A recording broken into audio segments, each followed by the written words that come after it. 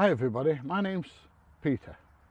I'm 64 years old and I've just started on the Carnivore Diet.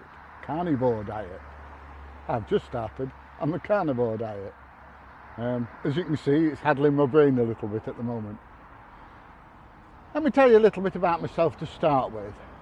As a young man I went in the army, I used to jump out of aeroplanes for a living, so I was incredibly fit. I don't know who that is waving to me, but I'm waving back. I'm Sam, mate. I'm making a video. Okay. Some people, eh? So anyway, as a young man I went in the army. I used to jump out of aeroplanes for a living, so I was very fit. When I come out of the army, I carried on my fitness training, but I moved more into lifting weights and bodybuilding and things like that. And as the years went on, I slowly moved back into more aerobic type exercise. And then what happened about 10 years ago, I started getting incredible pain down my right leg. And I went to the doctors and the doctor said, oh, here's some painkillers and some anti-inflammatories, and here's some lansoprazole to help your stomach, etc, etc. And after about a month, because I couldn't exercise, started banging weight on and I was getting really depressed. So I just hassled the doctor and hassled them until eventually he sent me to a physiotherapist. And I went to the physiotherapist, explained my symptoms, and he said, you've got a trapped nerve in your back. I said, it's my leg. He says, no, it's your back. I said, no, my leg. He says, no, your back.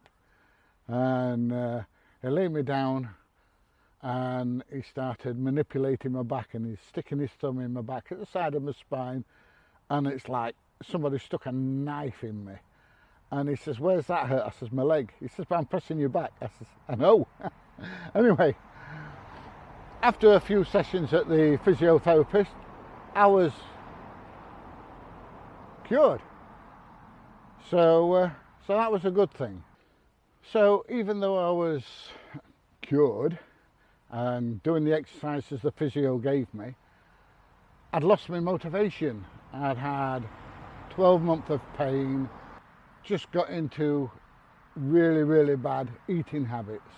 And since then I've struggled to get out of them. I became addicted to carbohydrates, junk food, and piled on loads and loads and loads of weight.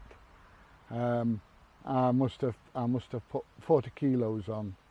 I don't know what that is in pounds, 80 pounds, something like that. But I've put a hell of a lot of weight on. And the more weight I've put on, the more depressed I've come. I also started to suffer really bad with heartburn and indigestion and all that kind of stuff.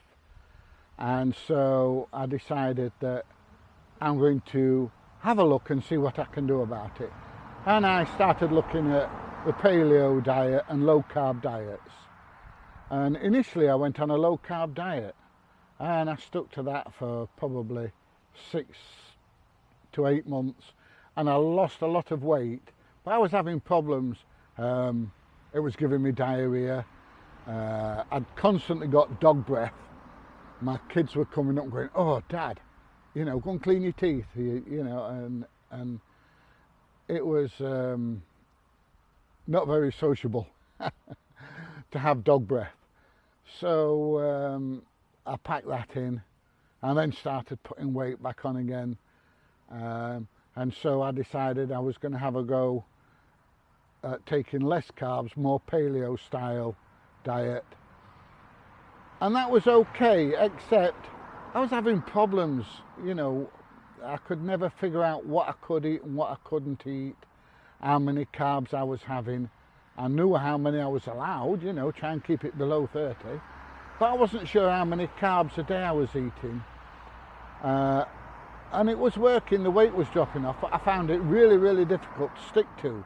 It was hard work figuring out what I could and couldn't eat.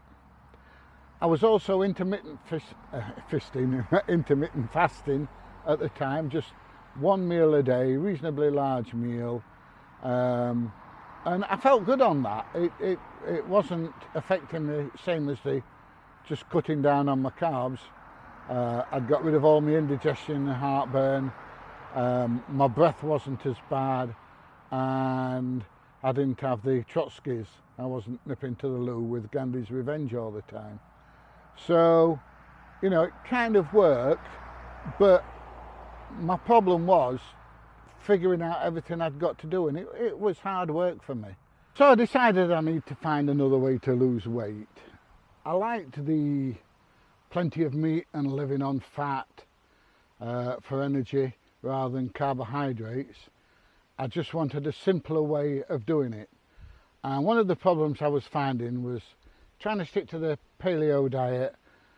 I was just no good at counting carbs. I couldn't do it, especially as I was very, very busy at work, and it just made life really awkward for me. So it was a nightmare, actually. I started looking for something else and then came across the Carnivore Diet. And I thought, well, that sounds quite good to me because I don't have to worry about how many carbs I'm having. I'm just not going to have any. And the other thing as well is I relate it to being addicted to carbs. It's like being addicted to alcohol or drugs. If you don't have any, you know, once you've gone through that detox stage, if you don't have any, you're fine. But as soon as you start having a beer or whatever else it is you're addicted to, then that's it, the addiction starts coming back. And that's what was happening with me.